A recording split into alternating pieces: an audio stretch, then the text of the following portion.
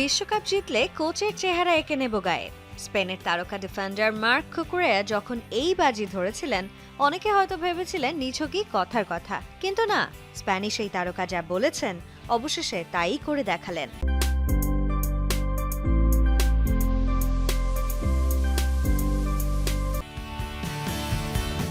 সম্প্রতি সোশ্যাল মিডিয়ায় পোস্ট করেছেন এক ধামাকাদার ছবি ও ভিডিও, যেখানে দেখা যায় ট্যাটু পার্লারে গিয়ে নিজের শরীরে খোদাই করে নিলেন স্প্যানিশ কোচ লুইস দে লা ফুয়েন্তের চেহারা। সেখানে দেখা যায় ট্রফি হাতে হাসি মুখে দাঁড়িয়ে আছেন কোচ দে লা ফুয়েন্তে, আর তার ঠিক পেছনে জ্বলজ্বল করছে বড় বড় অক্ষরে ২৬, যা মনে করিয়ে দিচ্ছে ২০২৬ সালের সেই ঐতিহাসিক বিশ্বকাপ জয়কে।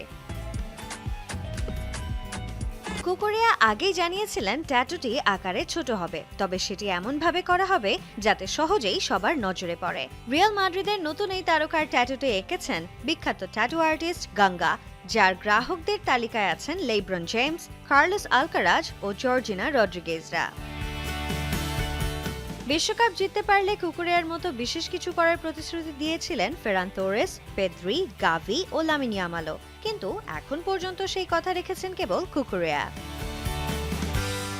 এদিকে গত জুনেই চেলসি সমর্থকদের কাঁদিয়ে রিয়াল মাদ্রিদে নাম লিখেছেন এই স্প্যানিশ তারকা, আর ক্লাব বদলের রেশ কাটতে না কাটতেই এবার শরীরে কোচের ছবি এঁকে হইচই ফেলে দিলেন ফুটবল বিশ্বে। সানজানা আইভি, যমুনা স্পোর্টস।